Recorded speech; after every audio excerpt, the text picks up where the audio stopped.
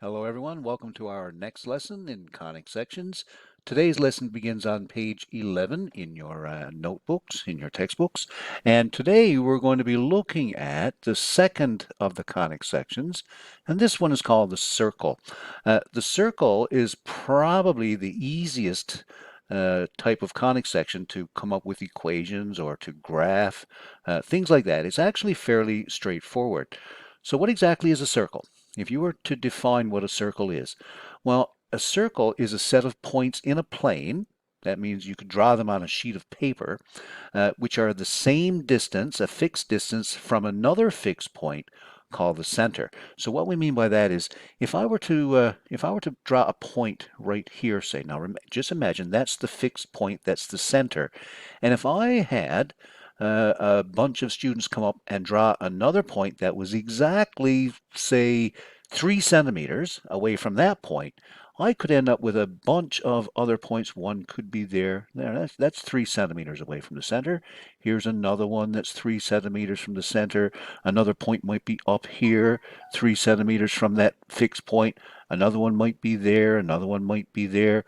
And if I had like 100 students come up and do this, eventually you'd end up with a bunch of points kind of in a shape like this right here. Now notice that all of these points are the same distance from the fixed point. And if 1,000,000 students came up and did it, eventually you'd end up with a whole bunch of points that form a circle around that fixed point. So that's its definition. And that distance, by the way, that's what we call the radius of the circle. That's r. All right.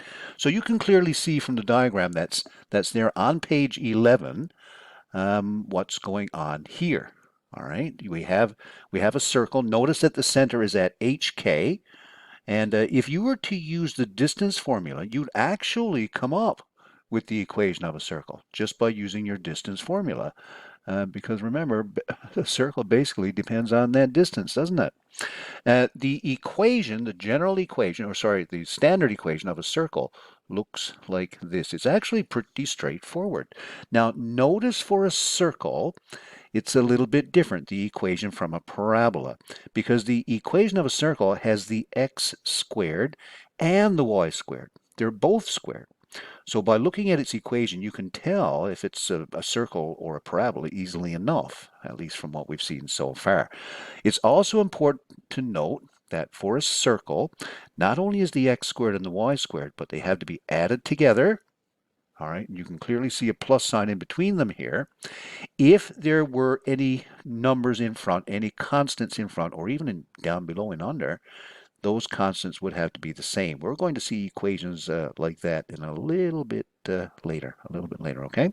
Now, you'll notice there's also on the right-hand side of your equation of a circle some number. That's just a constant, and that is actually the square of the radius, all right? And that's always the way it looks.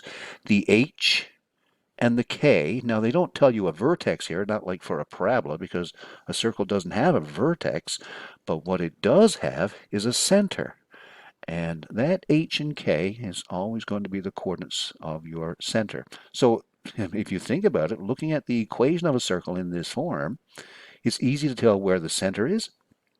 If you take this number that's on the end and take its square root, you will also have the radius of your circle. It's actually pretty straightforward. Let's look at example number 1 right here. And again, this is on page 11 in your notes. And this is really straightforward. There's actually no workings required whatsoever for this. Find the center and the radius of the circle. Okay, so I can clearly see it's a circle. And the equation is x subtract 4 squared, in brackets, plus y plus 5, in brackets, squared, equals 16. It has all the classic hallmarks of a circle.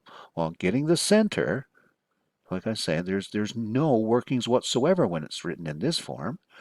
You look at the number behind the x first, and I can see an x minus 4, so the center starts out with positive 4. Again, you change the signs of these numbers, just like you did for a parabola. And then behind the y, I have a y plus 5, so I change that sign, and I get minus 5, and there is the center of your circle, right? 4, negative 5. And if I want to get the radius of this circle, well, I look at the number on the end, and I have to take its square root. Now, in this case, 16 is a perfect square, so the square root of 16 and just give you 4. So there's the radius of your circle. It's 4 units. Now I want you to also think how easy it would be if you had to go and graph this circle now. It's really, really straightforward, especially if you had an instrument in a mathematical set called a compass. A compass is kind of like a V-shaped object. It has a sharp point on one end, and on the other end, it's got a place where you can put a pencil or a pen. Some compasses actually have a pencil built in, a pencil lead. Uh, Using one of those instruments, drawing a circle would be easy. Now, you don't need a compass for this course. We're going to be graphing a circle in just a moment, kind of freehand, but we're going to put in enough points so that we get a fairly accurate circle. Okay, let's try number 2. And this one is, well, if anything, it's even easier than the one we just did. You'll notice there's nothing subtracted from the x or added to the x, and nothing added or subtracted to the y here before they get squared. And that means that this center, the center of this circle, is right at the origin. It's at 0, 0. So, in fact, like I say, there's no workings to that. The center of this circle is at 0, 0. It's just a simple case of the general case. And my radius again, I take the square root of the number that's on the end, the 36, and in this case I get a 6. You don't always get a nice whole number for the radius. Sometimes you may get a decimal or a radical if you want to leave it in exact form. And that's okay. And anyway, look at that. This one is done. Now, wasn't that straightforward? Not bad at all. Let's go to the next page. This is on page 12, and we're going to do the examples on that page as well, and you're going to see they're not very tricky whatsoever. Now, this first problem on the top of page 12, example 2, part 1, find the equation of a circle with the center at 2, comma 1. Now, that's a lot of information there. That tells you, for example, what comes behind the x, what comes behind the y in the squared parts. But this time, they're not telling you what the radius is. However, they're giving you a point that's actually on the circle. All right? That's not the center. That is a point somewhere on the circumference of the circle. Well, here's how we tackle this kind of a problem. There is a little bit of workings involved with this. First of all, the fact that the center is at 2, 1, that tells me that my equation will start like this. You can almost write down the whole thing now. You know it's going to be x minus 2 squared. All right, remember to change the sign of that 2. That's the x coordinate of the center. And then I write a plus. It's always a plus in between them. And then another set of brackets. And the y coordinate of the center is 1, positive 1. So I write y minus 1 squared. Now look at that. You've almost got the whole thing now. So I write equals 2. Now the only thing I don't have is the radius. All right, so because I don't have that, why don't we just write down r squared here for now? Okay, now we'll do a little calculation now and figure this out. And the key to getting this is to understanding that, look at that, there is a point we are given that lies on the circle. And if you have a point that lies on the graph of any function, it doesn't matter if it's a circle or a line or a parabola or anything, if a point lies on its graph, then that point, the coordinates of that point, they make a solution to that equation. In other words, if you substituted the x and y values in for x and y from that point, the equation you end up with, the statement you end up with, must be a true statement. You'd end up with like something equals something, but both sides of your equation would be the same thing. And because it's a solution, that means that if I were to put in a 4 for my x right there, okay, because remember, 4 and 8 is on that circle. It lies on the graph. And if I put in an 8 for the y, we should end up with something that's true, a true statement. And the only unknown then in that resulting equation would be your r squared. Well, let's go ahead and put in those numbers, all right? So here's what I call the sub step, the substitution step. Let's put in a 4 for the x, so that becomes 4 minus 2 squared, all right, plus, remember now this is true for any kind of a graph, any shape, it doesn't matter if it's a circle or not. And I'll put in 8 for the y, so I get 8, subtract 1, and don't forget that squared, don't forget the squared parts, and that's equal to r squared. Now I'll come down below here because I'm kind of running out of room there. Let's evaluate both of those terms now and see what they come up with. So 4 subtract 2, well, that's just a 2, and 2 squared gives me 4. In fact, don't forget now, like if you subtracted and had a negative value, because you're squaring it, it becomes positive anyway. 8 subtract 1, that's a 7 squared equals r squared. And so I get 4, 7 squared, 49, right? Equals r squared. And just add those two numbers together again now, and you get 53 is equal to r squared. Now, do I need to take the square root of both sides there? If I did, you'd end up with a radius equal to the square root of 53, all right, which is correct. It's not a whole number, but that would be the value of the radius.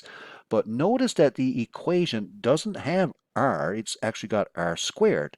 And look at that, there's your r squared. You know what r squared is.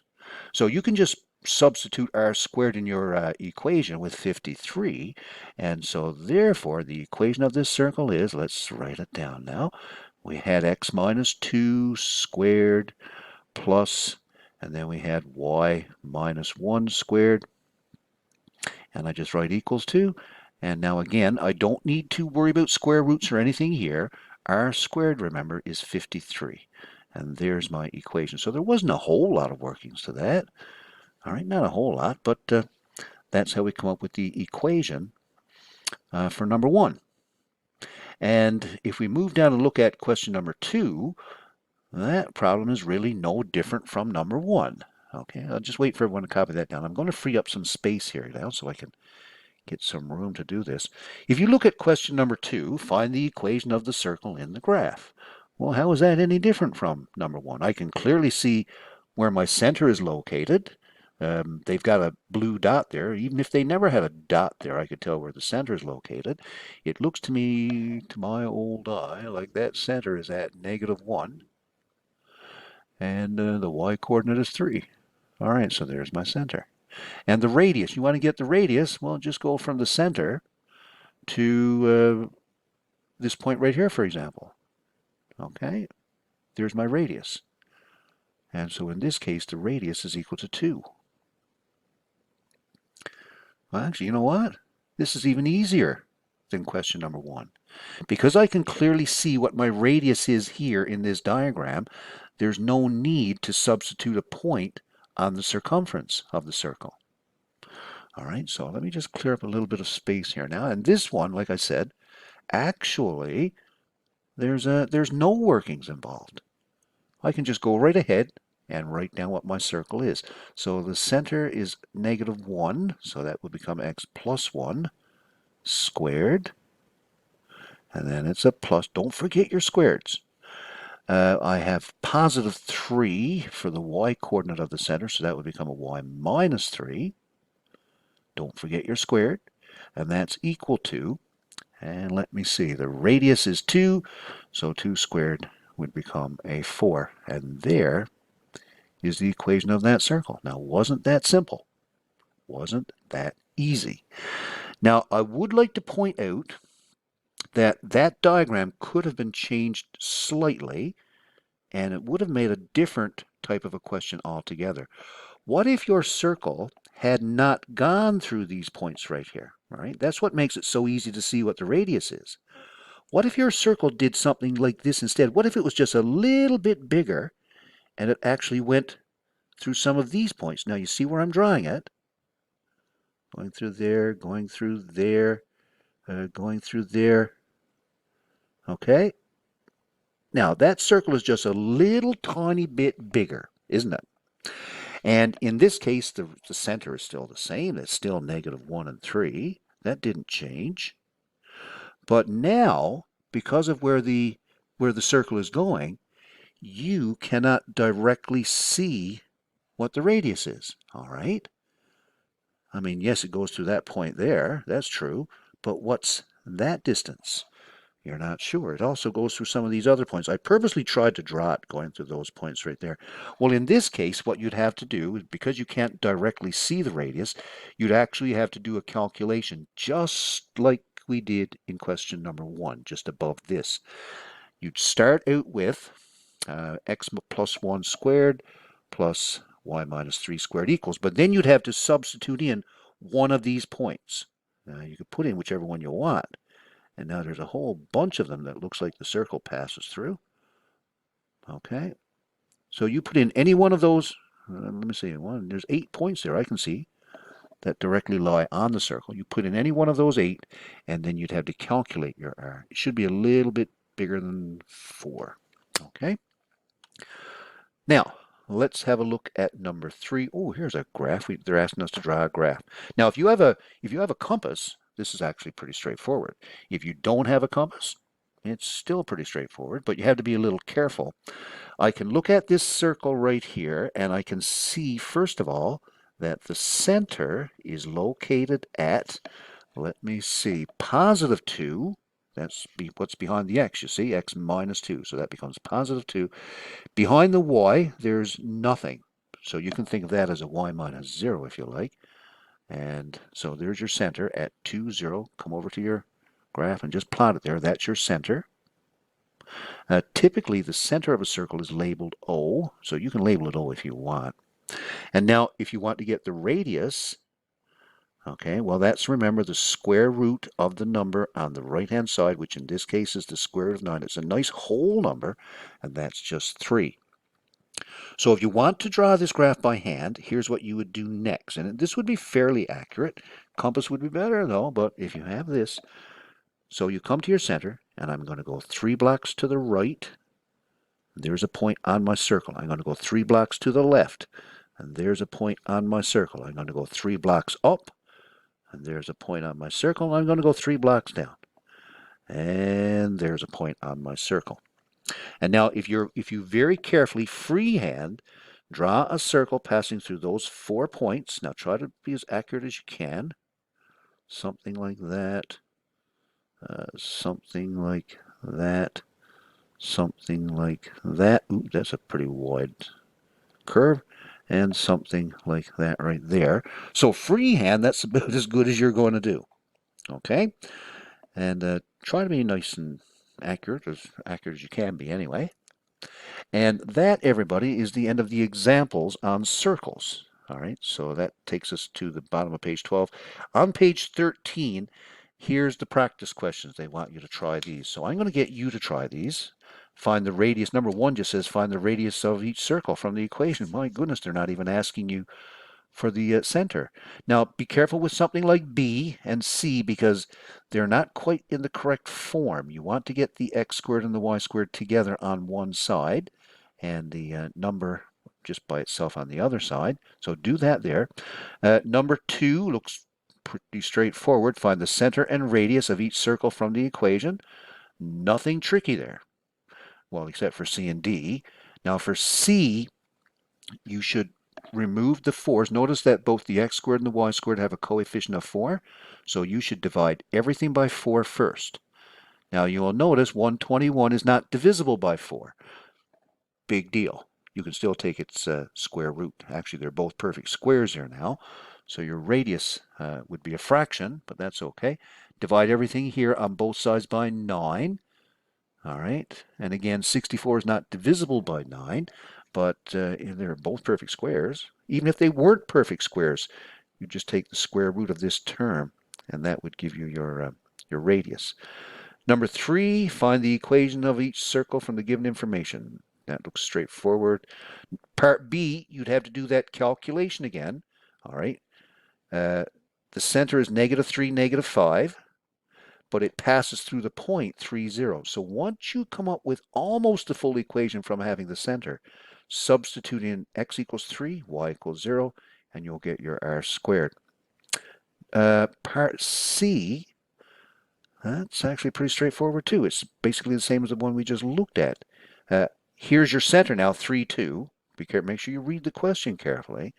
But it passes through the point 3, negative 4. So again, once you get your equation, or almost the full equation from the center, put in x equals 3, y equals negative 4, and you work that out. D is one that I'm going to go over in class with you. This one is a little bit tricky. Not really tricky, but let me just explain the idea behind this.